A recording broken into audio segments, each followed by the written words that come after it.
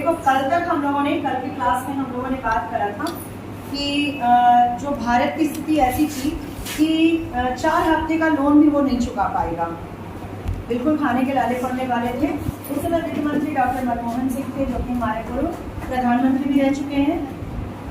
तो उन्होंने कुछ उपाय किए। वो उपाय क्यों किए? पहले ऐसे ही कुछ नहीं हो जाता है। भारत गया, जो विश्व की संस्थाएं थी, जैसे यहाँ पे देखिए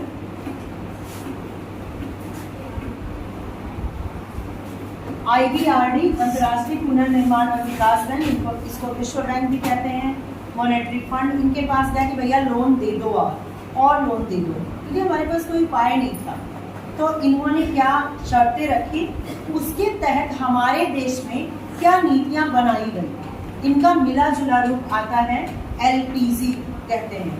सारी चीजें हौश-पौश हो रही होंगी दिमाग में, एक एक करके समझते हैं। अभी तक कहानी थी, भारत बिल्कुल निरीह होता जा रहा था, असहाय होता जा रहा था, उसके पास लोन चुकाने के लिए पैसे नहीं थे। वो पहुंचा, उस स्थिति में भारत ने अंतर्राष्ट्रीय पुनर्निर्माण और विकास bank IBRD, international bank of reconstruction and development, इसका फुल फॉर्म जानते रहो, इंटरनेशनल बैंक ऑफ रिकंस्ट्रक्शन यानी पुनर्निर्माण और डेवलपमेंट यानी कि विकास, जिसे सामान्यतः विश्व बैंक के नाम से जाना जाता है। इसको जो है हम लोग विश्व बैंक के नाम से भी जानते हैं।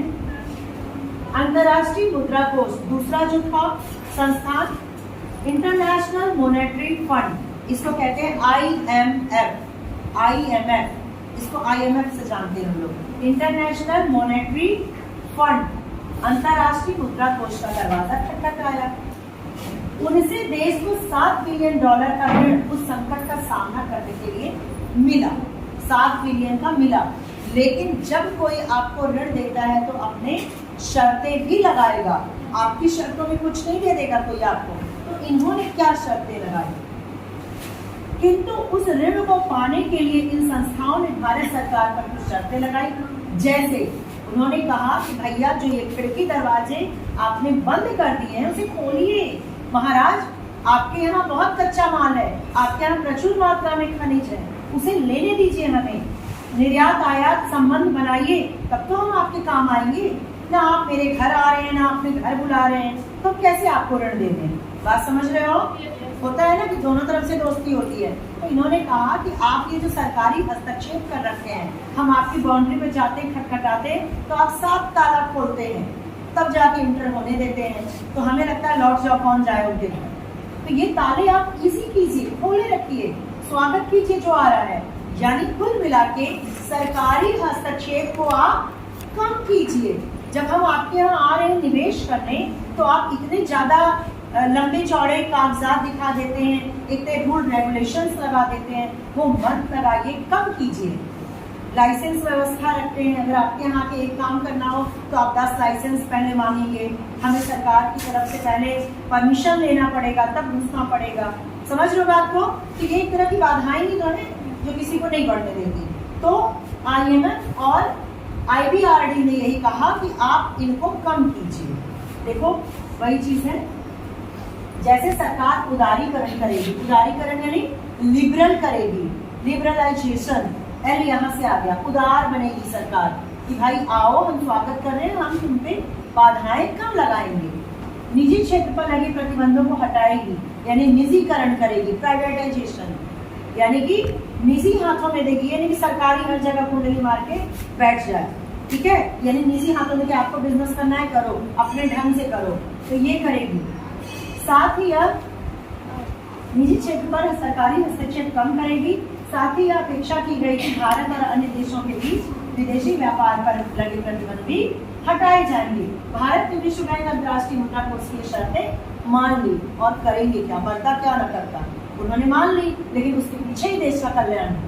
नई आर्थिक नीति की घोषणा की गई, फिर से आर्थिक नीति बनाई गई। इस नई आर्थिक नीति में व्यापक आर्थिक सुधारों को सम्मिलित किया गया। समस्त नीतियों के उद्देश्य अर्थव्यवस्था में अधिक स्पर्धापूर्ण, यानी कि हम कॉम्पिटिशन कर सके। स्पर्धापूर्ण मतलब प्रतियोगितापूर्ण। आप प्रतियोगी कब बनेंगे? जब आप बाहर निकलेंगे, दूसरे को देखेंगे कि अच्छा ये तो हमसे तेज है, हमें कितना तेज बनना है। जब बाहर निकलोगे तब तो जानोगे। घर के जैसे कहते हैं कूप मंडू, अगर मेढक रहोगे कुएं के तो कुएं तक की दुनिया जानोगे, जब बाहर निकलोगे तब तो जानोगे। ठीक, तो यही चीज जो है इनका जो था समस्त नीतियों का स्पर्धापूर्ण व्यावसायिक वातावरण की रचना करना, फर्मों के व्यापार में प्रवेश करने, उनकी समृद्धि में आने वाली बाधाओं को दूर करना, नीतियों के 2 उपसमूह में विभाजित किया गया। वो जो 2 उपसमूह थे इसको देने के लिए क्या करेंगे,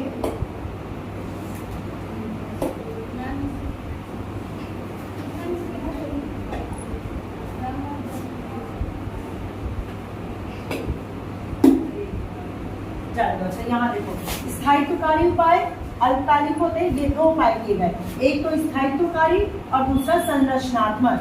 स्थायित्वकारी बहुत कम समय के लिए होता है, ठीक है।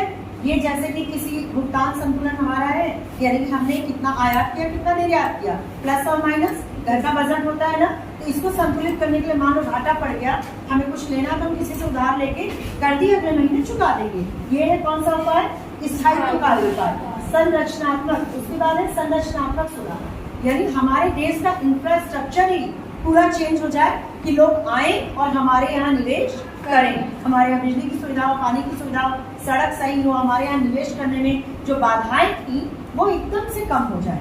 तो ये कौन सी है, वो है संरचनात्मक सुधार। तो लिखा हुआ है स्थायित्वकारी उपाय अल्पकालिक होते हैं, यानी कम समय के लिए होते हैं, भुगतान संतुलन और मुद्रा स्थिति का नियंत्रण करना, इसका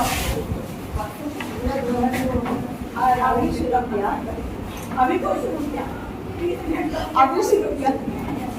चलो ठीक है, इसको हम लोग आगे कल कंटिन्यू करेंगे, ठीक है।